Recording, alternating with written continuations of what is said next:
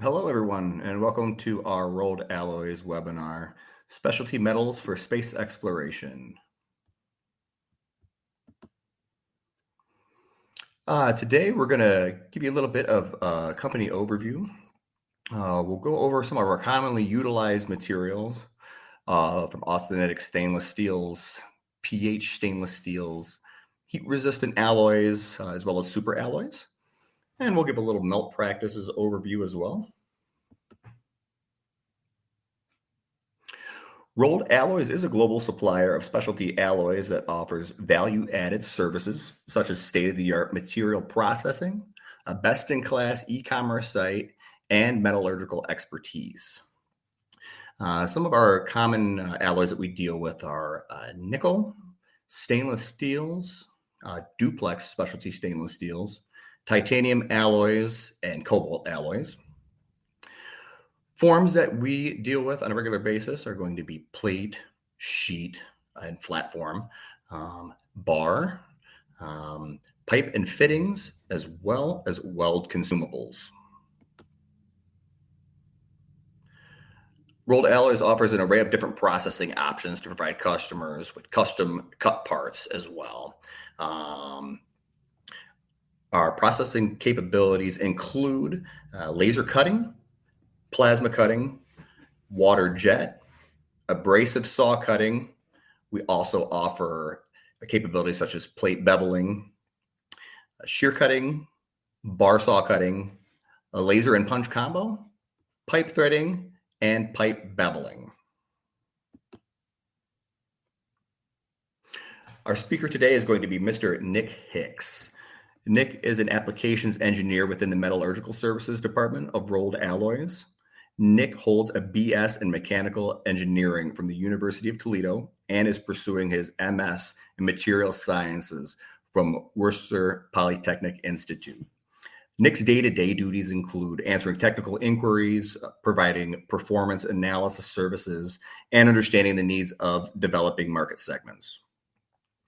Nick has been with Rolled Alloys since 2018 and currently serves as an emerging professional board member on ASM's Heat Treat Society, is Rolled Alloys designated ASTM AO1 voting member, and is Rolled Alloys designated representative for the Materials Technology Institute. Without further ado, I am going to go ahead and give you over to Mr. Nick Hicks. Thanks, Nick. Before getting over into the presentation for today, I just want to briefly cover our metallurgical services. Where we differ from other distributors is that we have a metallurgical services department, which we are dedicated to serving our customers, whether it be by providing knowledge or laboratory services. And all of the services that our metallurgical lab offers are value added. So they're free to all of our customers. Services that we commonly have are things like technical assistance, lab services, lunch and learns, and a sample program.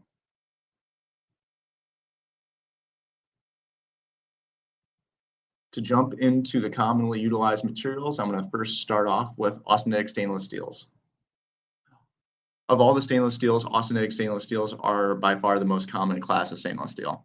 And of the austenitic stainless steels, the most common group is the 300 series stainlesses.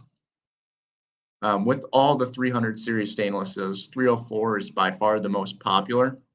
And with your 300 series stainless steels, they're all basically derivations off of 304, which has a base composition of about 18 chromium and 8% nickel. So all your nickel or all your 300 series stainless steels are just going to be modifications of 304. You cannot thermally harden these materials. The only way that you can harden or increase your mechanicals is through cold work. And here on the top right is an image that shows what cold working is. You're taking a oversized material and you are basically forming it and imparting stress to make it into a smaller cross section in which you're elongating the grains. In doing that, you are actually increasing mechanicals in the material. So why austenitic stainless steels are heavily utilized is because they're extremely good at cryogenic temperatures. So they have high impact toughness. So unlike carbon steels and ferritic stainlesses, austenitic stainless steels, they don't undergo a ductile to brittle transition, which is basically um, you get to a temperature and the material will become fairly brittle. And that's usually at a low temperature, like you're seeing with this curve on the bottom right-hand side. Um, Rather, you're going through a steady transition from room temperature to lower temperatures. Other reasons why you would use austenitic stainless steels would be for high temperature properties. They're fairly good, and they're also really good in terms of corrosion resistance. Just to speak on some of the more commonly utilized 300 series stainless steels um, in terms of space exploration, 304 is heavily utilized. It's typically referred to as the original 18-8 stainless steel. It has really good resistance to corrosion and a usability up to about 1600 degrees Fahrenheit. 316 differs from 304 in that it has an addition of molybdenum, and that addition enhances the corrosion resistance of this grade over that of 304. And again, this grade is usable up to about 1600 degrees Fahrenheit. 321 and 347, they're very similar. They differ in their addition of one adds titanium and one adds niobium. Both of them are in the aim of adding some of these elements. You're trying to mitigate intergranular corrosion, so that's why you would add elements like this. So they're commonly utilized at temperatures between 1,000 and 1,600 degrees Fahrenheit.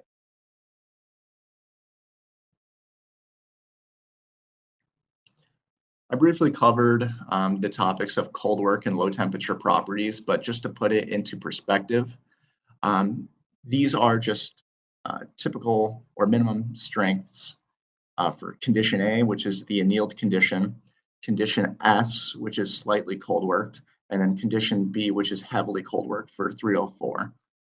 You can see that the tensile properties increase with the degree of cold work. When we look at the low temperature properties of 304, you see that we have room temp negative 320 degrees Fahrenheit and negative 425. The impact energy is slightly degraded at lower temperatures, but it's very usable still at this state.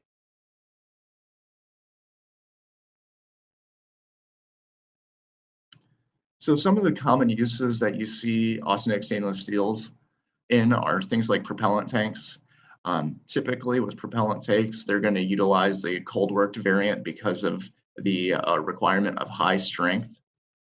You're seeing austenitic stainless steels commonly in cryogenic conveyance systems or storage tanks, flexible hosings that require a degree of corrosion resistance, any support brackets, and any other piping, fitting, and flanges where corrosion or surface finish is critical, that kind of applications.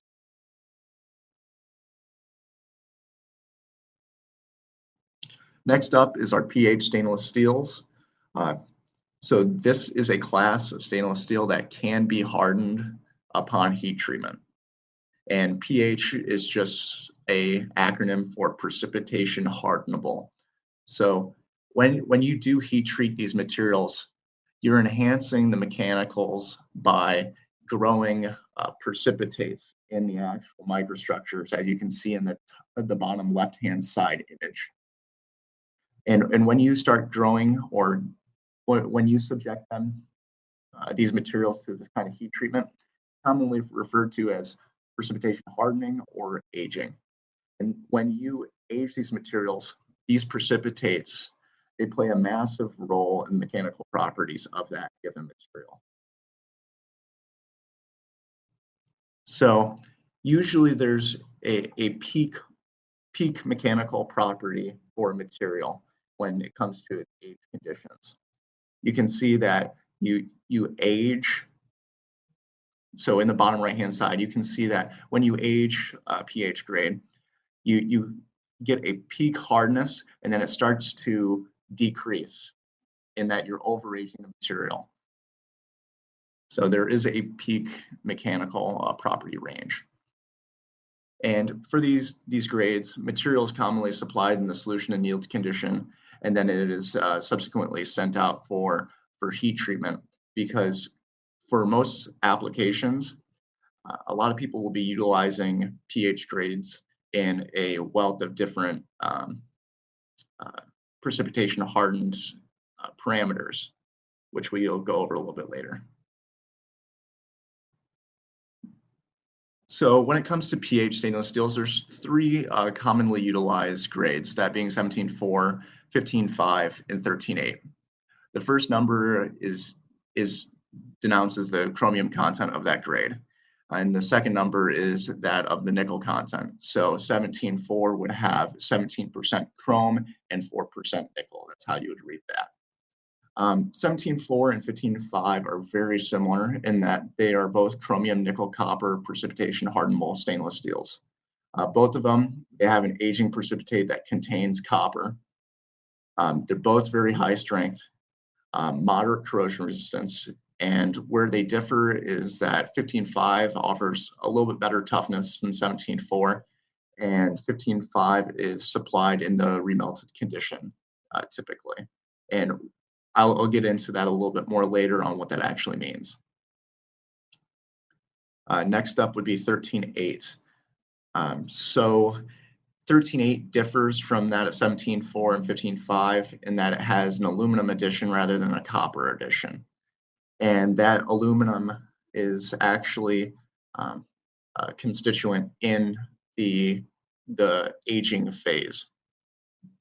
So with 13.8, again, it's high strength like the other two, offers moderate corrosion resistance, and it is supplied in the vacuum melted and remelted condition.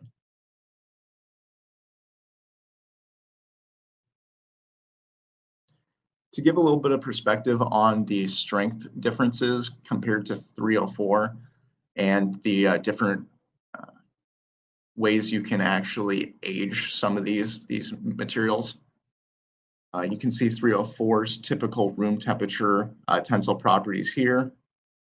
17.4, the peak aging temperature for 17.4 is the H900 condition.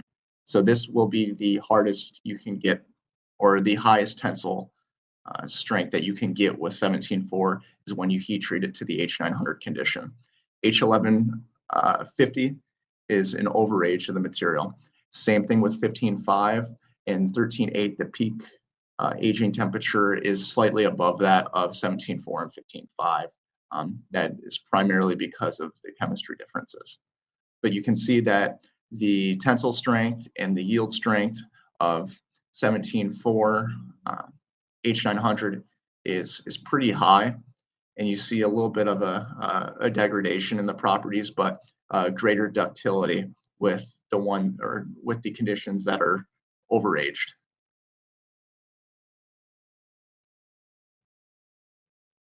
So pH stainless steels are commonly utilized for things like fasteners, bearings, bushings, any high wear surfaces, or anything that requires high strength, but it doesn't require a whole lot of corrosion resistance. Next up is the heat-resistant alloys. This is a group of stainless steels and nickel alloys that are produced specifically for high-temperature service environments.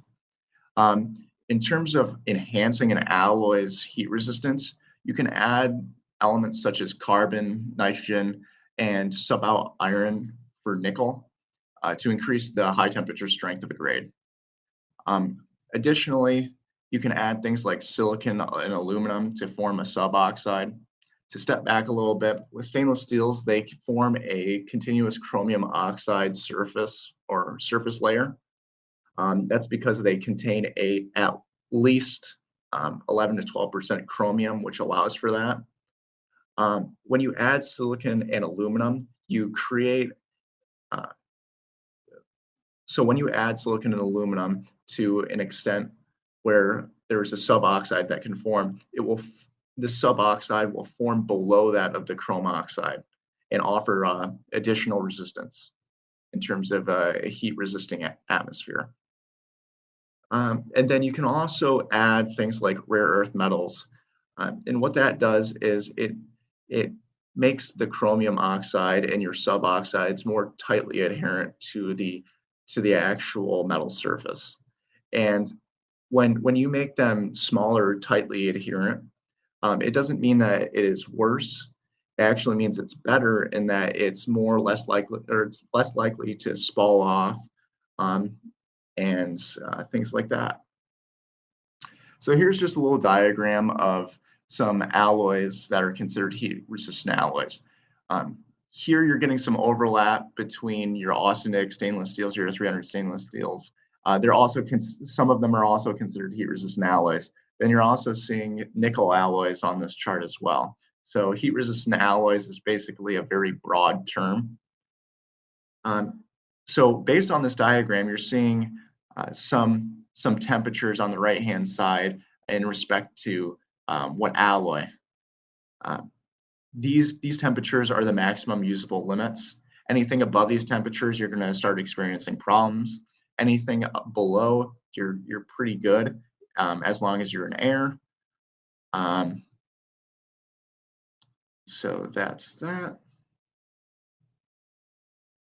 So this is just a depiction of what will happen if you stay below a limit and if you go above a limit. So if you stay below the maximum temperature limit of a grade, you're going to have acceptable corrosion. Anything above the maximum, you could experience some massive degradation of the material, and it will basically whittle down to nothing. So knowing the maximum usable limit of a grade is very important.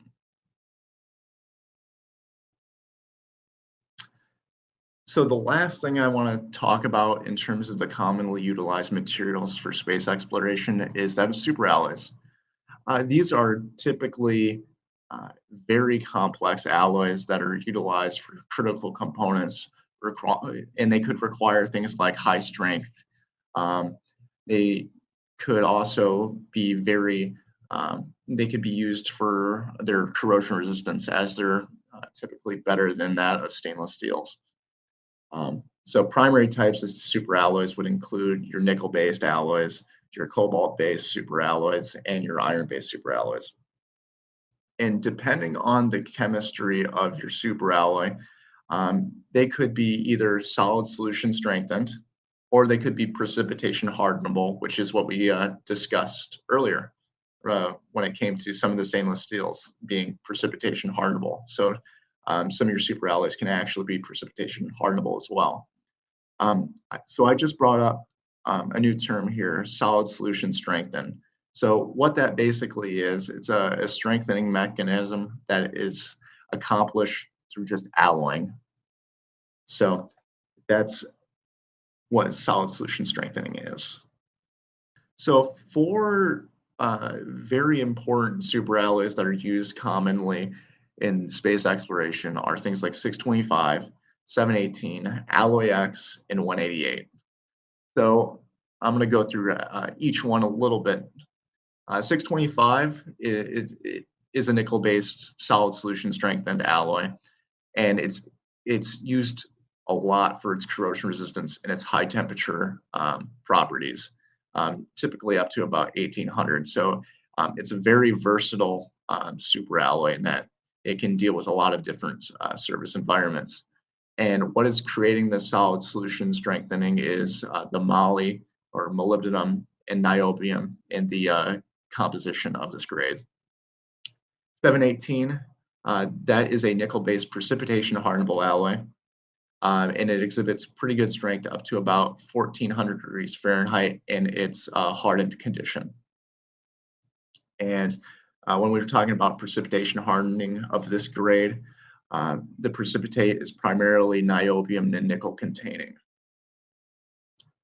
Next up is Alloy X. This is like 625 in that it's a nickel-based solid solution strengthened alloy. It has really good corrosion resistance, like that of 625, but it offers a little bit of more high temperature capability in that you can use it up to about 2000 degrees Fahrenheit. Lastly, we have 188, and that is a cobalt-based solid solution strengthened alloy. And that exhibits fairly good high temperature strength as well, up to about 2000 degrees. And with cobalt alloys, you also get good wear resistance. And when it comes to solid solution strengthening of this grade, it is because of the high tungsten content. When you're dealing with cobalt-based superalloys, they're typically better in terms of nickel when compared to nickel-based superalloys for moderate to moderately high temperatures, and then nickel alloys are typically better on the higher end. But this is strictly related to solid solution strength and superalloys. So like I did a couple times prior, I'm just going to do a little strength comparison between 304 and 718. Really, there's not a huge comparison, but this is just a showing between how much higher in strength 718 is over something like a traditional stainless steel. At higher temperatures or over increasing temperatures, you can see that 718 depreciates a little bit in terms of its tensile strength, but it doesn't really depreciate all that much. So that is one of the biggest benefits of 718 is it has extremely good strength up to a specific temperature threshold. And when you're dealing with high temperature strength, you have to also look into parameters such as creep rupture and creep, which we will not cover in this webinar.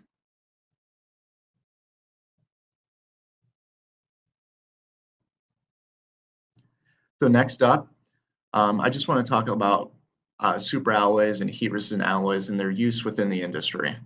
So the primarily with superalloys, you're going to find them in things like engine internals, whether it be manifolds, turbo pump impellers, injectors, nozzles. They're heavily utilized in all the engine internals. Metallic heat shields. So heat-resistant alloys can be heavily utilized here. High-strength cryogenic equipment. So a lot of these nickel alloys are also austenitic, which means that they're not going to experience a ductile to brittle transition. So they're fairly good with cryogenic service environments, maybe that are a little bit more corrosive, where an austenitic stainless steel couldn't be used, or where high strength is necessary. The last thing I want to cover today is melt practices. And this is going to be a very low level overview, but this hopefully will get the point across on why this is a very important topic. All right, just to go through a little bit of melting itself, we have a primary melting process, we have refining, and then we have secondary melting or remelt processes. Not every material is going to be subjected to a remelt process. So depending on the grade or alloy, it will have different process routes. So typically, when it comes to remelting, this is going to be done for your more critical grades like your superalloys and some of your precipitation hardenable stainlesses like 15.5 and 13.8.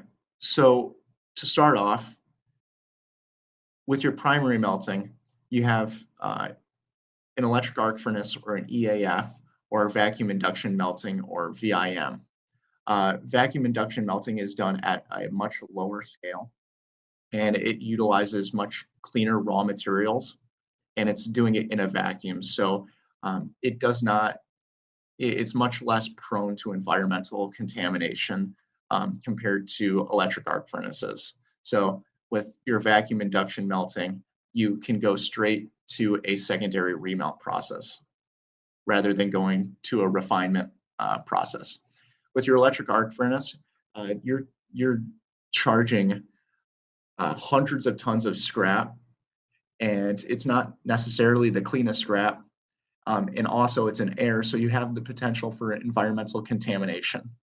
But when you are melting an electric arc furnace, you have massive melts. So it is necessary to refine the melt through argon oxygen decarburization or an AOD process, which basically you're trying to minimize the elements that you don't want in the melt by utilizing this process. Things like getting lower or trying to make the carbon lower in a melt, trying to get rid of sulfur, and then any other elements that are not crucial for the material you're trying to refine out. Also, some of your alloy additions can actually be made in the AOD process. And then secondary remelts, you're taking an ingot, whether it be from your electric or from your primary melting process being your EAF or VIM, and then you are charging it and creating an electrical current because there's current that runs through the electrode to the bottom. And you are basically remelting the material in a form where it is the inclusions are minimized and the inclusions are more evenly dispersed in the melt. So the quality goes up when you subject a material to a remelt process. So I'm going to go into the single melt versus remelted material topic just briefly. But with single melt material, you're generally employing a single melt process on lower cost materials like 304. It really just doesn't make sense to remelt 304 because if you were to, it would exponentially increase the cost of the material. When you employ a remelt process on a higher cost material, yes, the price of the material goes up, but it's not to the extent or the percentage of what you would get for a lower cost material. And generally, single melts are done on for less critical components. Remelt material is basically done to improve the cleanliness and improve the solidification structure of your material. In doing that, you're in remelting the material, you have a greater chemical homogeneity, and then you have more uniform mechanical properties due to the improved solidification structure. You're also minimizing the number of non-metallic inclusions in the melt, and any remaining inclusions are more evenly dispersed. Then remelting, like I said, is typically done when the end use is very critical.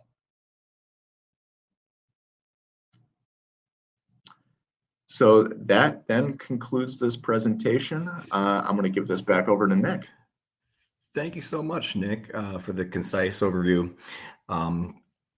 Albeit we tried to cover as much as possible, we realize that some of you may have questions or comments. And if so, please feel free to reach out to Mr. Hicks. He can be reached at nhicks@rolledalloys.com or 734-850-0172. Our metallurgical help desk can also be reached as well if you'd like. That link is going to be help-tech@rolledalloys.com. Again, I'd like to thank everyone for joining today. Everyone have a wonderful afternoon. Take care.